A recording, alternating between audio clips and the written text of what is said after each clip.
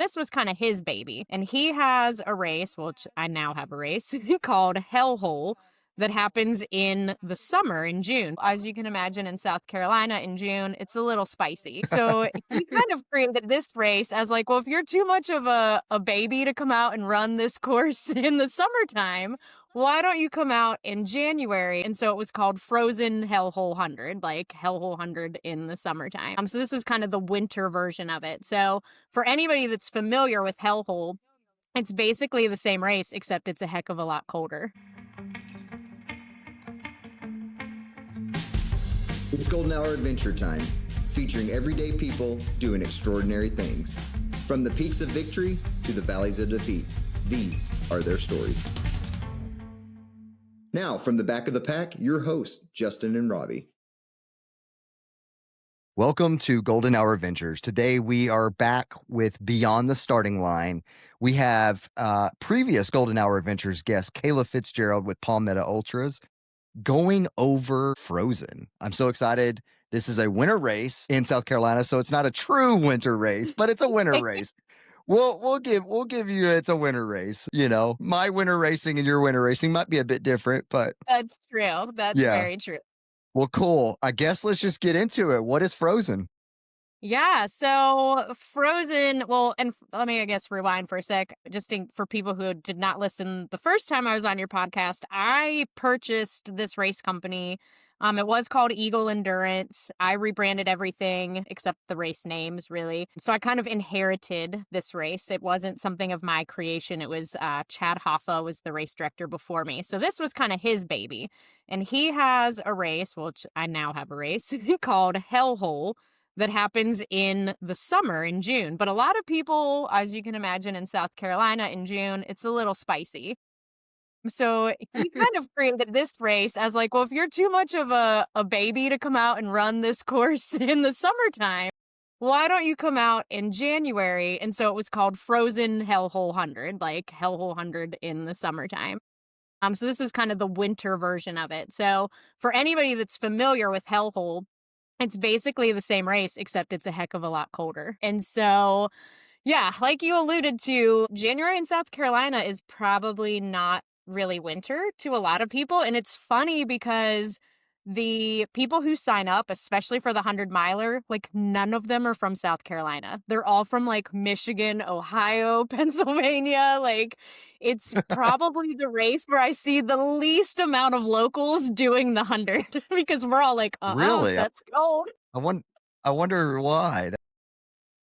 I think That's interesting. I mean, we're just not used. Like January, February are typically our coldest months here in Charleston. So it can be really cold, but it can also, you can have a 70-degree day. Like it's just. What is really cold?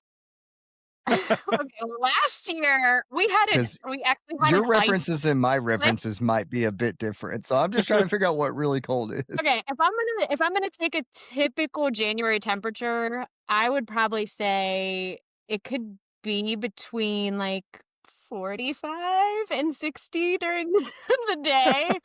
In the nighttime, I mean, we don't go below freezing very often, but it could be freezing or it could be up to maybe like mid 40s, maybe 50 if we have one of those like freakishly warm days. So yeah, So I guess getting heat exhaustion if I go out there. yes. You're gonna be hot. You're gonna need some sauna training. Or it's gonna be winter. But last year we had this crazy ice storm, and really the only people that it impacted were the 100-milers because we start the 100 on Friday night. So they had like freezing rain mixed with like, it was crazy. Like it would alternate between just regular, really cold rain and then like ice pellets coming down. And then Saturday, the sun came out and everybody else came to the starting line, like ready for a perfect winter day. And these poor 100-milers like had been through hell and back, basically. So yeah, it's still pretty mild temperature, I guess, relatively speaking, but obviously it's still January. So I mean, it's cold to somebody. Yeah, no, I get it. I get it. It's also pretty humid out there too, right? So you have, like quite a bit of humidity. Yeah, for sure. And honestly, that kind of makes it feel colder because you're all now you're wet and cold. You know what I mean? I've been sitting around the campfire with a blanket on me, waiting for people to come in, and I'm like, this blanket is soaking wet. So like, it's definitely, even though it might not be really cold, it definitely tends to feel colder. So yeah, I would call it a winter race, even though it's South Carolina in January. Still a winter race, but yeah, I mean, pretty mild probably comparatively speaking with the rest of the country. So yeah, we've got a lot of different distances. We have 10K, 25K, 50 mile, 100 mile, and then a night 25K. And I would say registration's usually pretty spread out kind of across all of those. The 100 maybe has a little bit less just because, again, it's a little colder. So the locals don't tend to show up quite like they do for the other races. And then, yeah, the 100 miler starts Friday night. Everything else starts Saturday morning, except the 25K. That'll start Saturday. The night 25K will start on Saturday night. There's What's a the reason series. behind the 100 mile starting Friday night? I personally, like when I go to a race and I know it's going to be, a longer distance, a 100 miler, or like a couple weekends ago, I did a 32 hour. I don't want to finish on Sunday night and then have to like be a human again on Monday morning. Like I would rather, like, I'm here, I'm already excited about the race. I'm not going to sleep tonight. Like, I want to get going. And I've found too, I'm like hey, I'm in my pajamas at 5:30. I love the time change because I'm like, now it's kind of appropriate to be in your pajamas at 5:30 because it's dark out here. So I am not a big nighttime person, but I've found when I start races at night, when you hit that 12-hour mark in the morning, you're like, "Oh, the sun is up. I'm supposed to be up. Other runners are here starting the race," versus if you start in the morning, when you hit that 12-hour mark, when your body's like, "All right, I'm kinda like, I could go for a rest now." It's dark. There's not as many people around. So, I feel like it kinda helps trick your brain into being like, "All right, I'm supposed to get here." Because when you kinda hit that first low, the sun's out, people are there. And your body's just like, "All right, let's do this." So, I like the night start. I know a lot of people have mixed feelings on it, but I don't know. I love the night start. So, What time that's does it my start? I want to say that's a great question. It's somewhere between 6 and 8 p.m. I can't remember. We have a race this weekend. I told them before we got on today, I'm like, "We have a race this weekend," so my brain is really focused on that one. So, there might be some things I have to look up, about Frozen. I think it's somewhere between 6 and 8 p.m. is whenever they start, and then they have a 33-hour cutoff, so it's something like Sunday morning, like, early, they finish. Yeah. What style Yeah. of race is this? Is it a looped race, point to Yeah. point, Yeah, so out and it's a back? loop. There's a 16-mile loop and an 18-mile loop, just so we can kind of get the correct mileage for everybody. So depending on what race you're running, it will dictate, do you run one of the 16 or an 18 and two 16s? And everything's really well marked. The place where the trail does split with that 16 and 18, we actually have an aid station there, so they can be like, "Hey, yeah, you go that way, you go that way." So that there's no confusion there. The 18s are usually the first loop too, so it's like you get those out of the way, and then you're on the 16 with everybody. Yeah, 16 and 18-mile loops. Mostly on kind of like your typical East Coast coastal sort of trails. So, like, very hard packed ground in most places. You're definitely going to come across some roots. There's really not like rocks or rock scrambling or anything like that because we're on the coast. So, we just don't really have that. And then there's also some fire roads mixed in there as well, or forest service roads. So, think kind of like basically just like a dirt road. So yeah, a good combination of those things. This is on a horse trail, so sometimes there are horses out there. But again, when it's that cold, you typically don't see too many other people out there this time of year. And then yeah, on the loops we've got the start finish line aid station. That's kind of like your main hub where, all the hot food and everything's coming from. And then we've got two more aid stations out on the loop. Each of them, just depending on if you're on the 16 or the 18-mile loop, you're never more than 5 to 7 miles away from an aid station. And they've got all your typical, typical aid station stuff. Night, we'll do, some, hot water out there with, like, the ramen cups and the mashed potato cups, just to try to keep everybody warm, in the overnight hours. So yeah, really well supported. Like I said, 8 every 5 to 7 miles. We love cooking up the food out there, so we got stuff going all night at that main aid station. Yeah, Is there just anything that's like a special food that you guys are like so this every like, "You're gonna race get this at Frozen." we do a quesadilla at every race, but every race it's like a special quesadilla. So, for example, this weekend, because I don't think we've talked about what we're doing at. Oh no, I do know what we're doing at Frozen this weekend because it's November. We're doing a Thanksgiving quesadilla. So, turkey, stuffing, cranberry sauce, and cheese, Oh, that and sounds it's really good. so It good. does. The frozen quesadilla, we do smash burger quesadillas. So, like, the smash Okay. burger, the lettuce or not lettuce, cheese, and, like, the special sauce on there. So, every race, we always do quesadillas, but each one kinda has its own special flavor. So, I Oh, would say that's that's cool. That's that's always cool. my favorite is the quesadillas. Yeah. So, 100 mile, what's the buckle look like? We gotta know. It actually looks like what's on my shirt here, and probably that big. That's And a it good is size then. blue, yeah, it's blue just like the kind of the race logo there. So yeah, 100 milers get buckles, everybody else gets a medal, and then we always try to do really fun swag. I'm a big fan of like the long sleeve hoodie, so we did that one year. Last year we did fleece blankets, which everybody used like right away.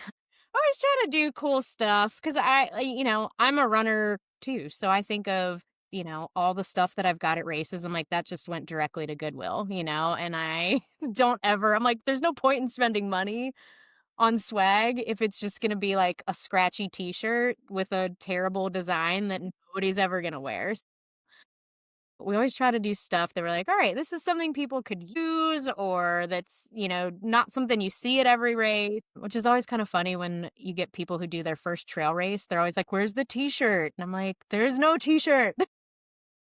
We do other cool stuff. Sometimes we do have t-shirts, but most of the time we Yeah. don't. I think we Okay. all probably have a lot of Yeah, those. that is interesting that you bring that up because, you have 5,000 shirts in your drawer that are from all these races that you never wear, so that's Yeah. cool And that, it's hard to get you rid do of them different though. things. Yeah. Yeah. I do like the long sleeve, hoodie thing. I like those because I will actually wear those. They're So kind of all those are, season. yeah, they are some seasons, but, Winter for me, maybe not for you.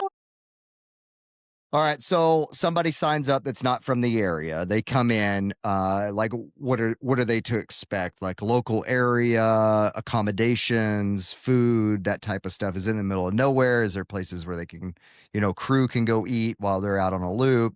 Talk to us Yeah. about that type of stuff. So yeah, it's totally in the middle of nowhere, but you are probably about 20-30 minutes away from a town called Mount Pleasant, which is just right outside of Charleston, South Carolina, which is kind of like the big area that we're in. And they've got a lot of hotels, shopping, food, all that sort of stuff there. So you're, like I said, you're about 20-30 minutes from that.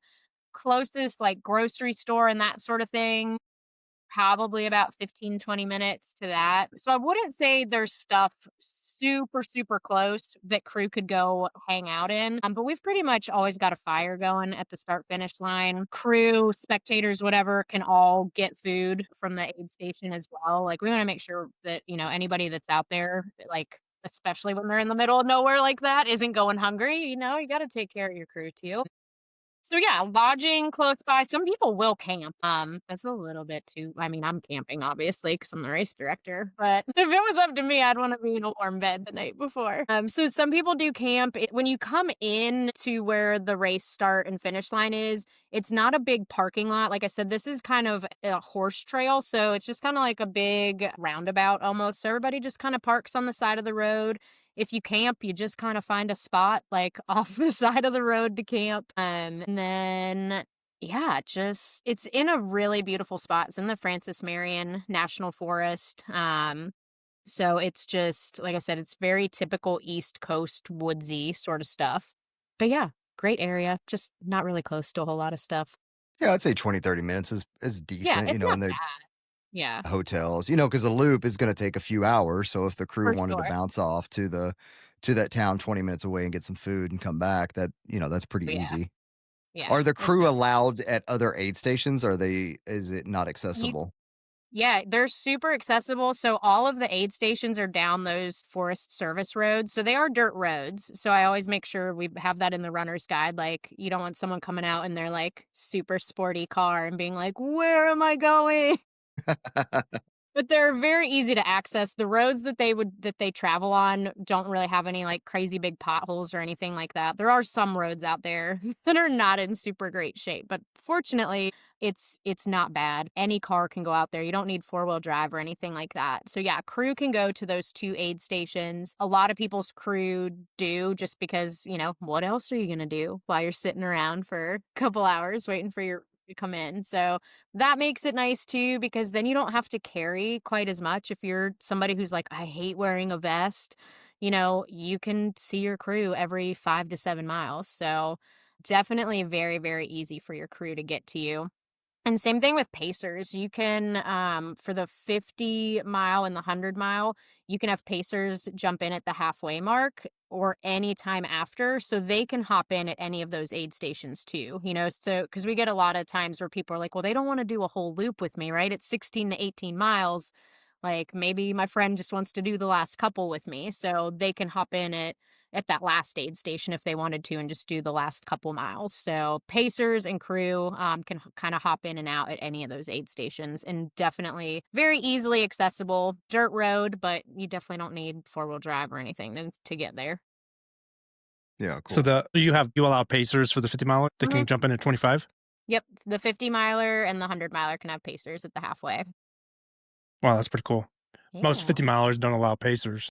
Yeah. I mean, when because those are pretty big loops. So for the 50 and 100 milers, I mean, you might go a whole loop and not see another human, just depending on how things are spread out. So it's definitely nice to have, some people like company, other people love that just being alone out there. So we want to make sure that, hey, if you need that support, that you can have that because it is a big loop. So I think that's pretty cool actually, because um, it probably brings a lot of, first 50 milers to your race. I know some 50 milers, it's like, especially on a loop course, they might not see anyone ever and they're kind of scared. So if you got someone with you that, especially with that format, can jump in and out, you can have multiple pacers. That's really cool.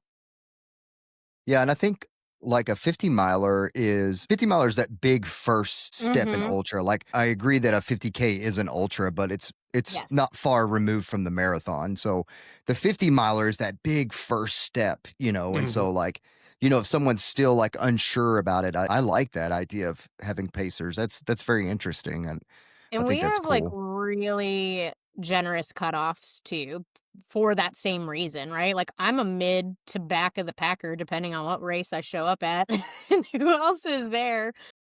And so I want people to come out and be like, this is a race that I can do. Like this is a cutoff that is within my wheelhouse.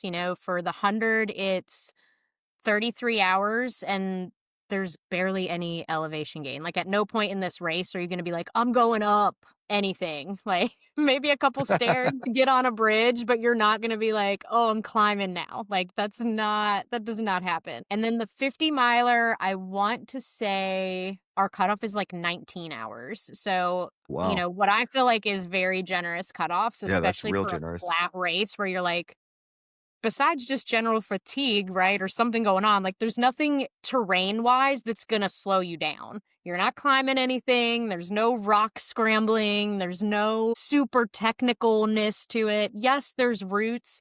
Yes, it's the woods, so you gotta watch out for those little holes that sneak up on you and hide under all the leaves. The usual stuff. But there's not like doing a big mountainy race or anything like that where you have this high degree of technicality. So it is a good race for somebody who might be a beginner. Yeah. I've learned on loop courses that have roots that the roots grow every time you do another They loop. do. I've learned I that. don't know how they do it, but they do. Like Yeah, maybe it's because people are wearing them down. It's not because we're not picking our feet up quite as much.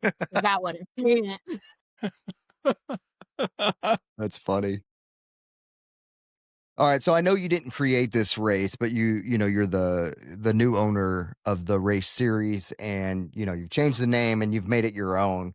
What is the race's why behind the race? I guess like you wanted to keep this same race. It was something you saw that you didn't want to change completely or get rid of. You like it, you like the idea behind it.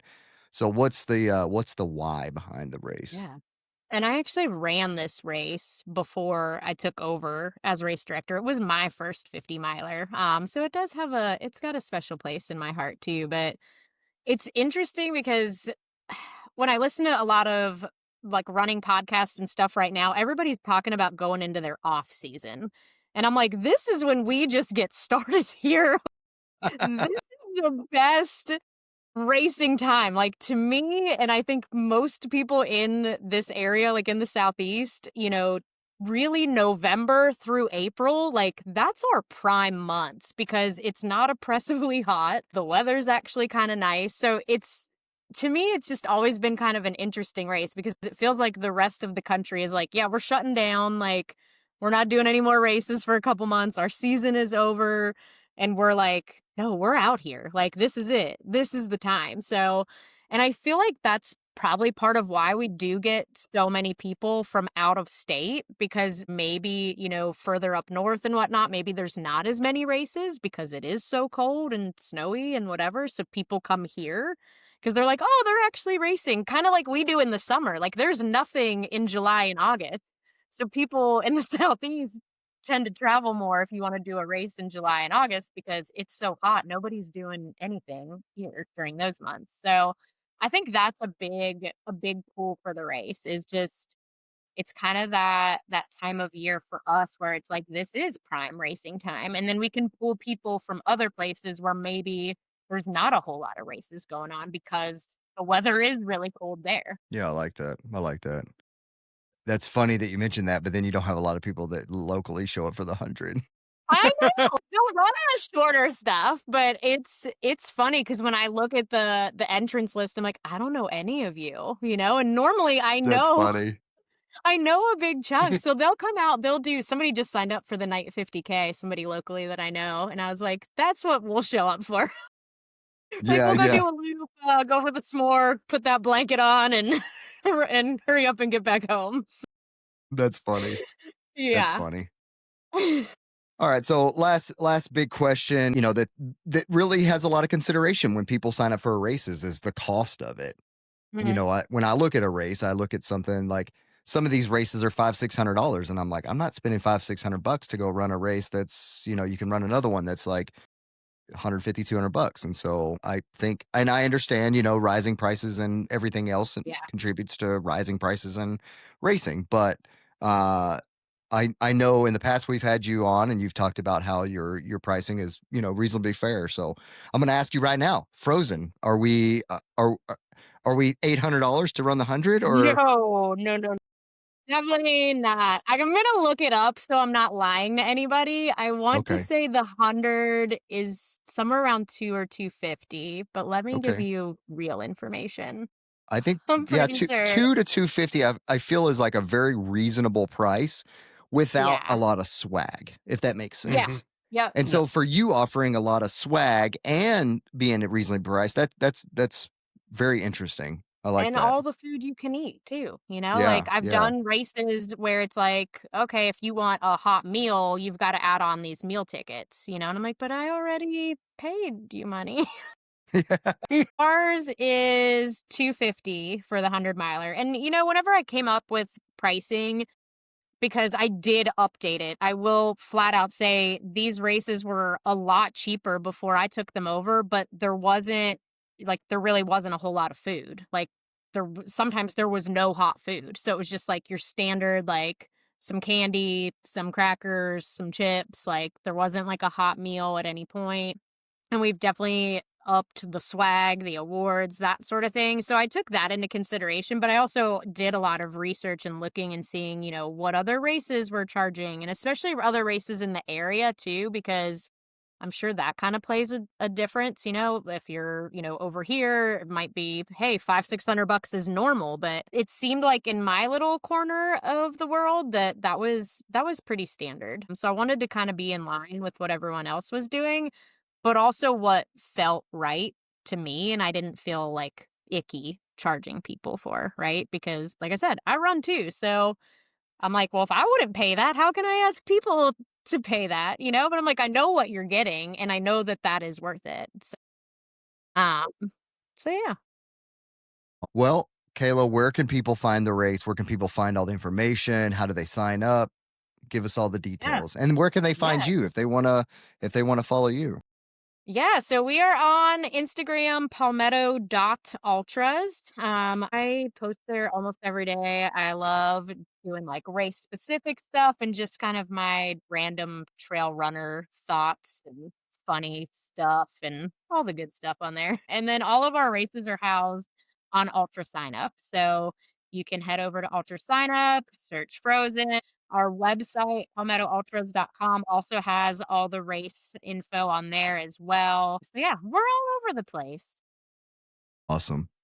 Well, Kayla, thanks so much for coming on, talking about Frozen. I'm excited for it. I hope that a lot of people listen to this and they're like, I want to go run a winter ultra that has no snow on the ground. So Hey, we had this would ice be your last year. opportunity. We had ice last year, ice.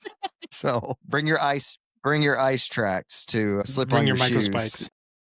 Awesome. Well, thanks so much. I hope it's a successful race and good luck at the race this weekend. That's pretty Yeah. exciting. Thanks for having me.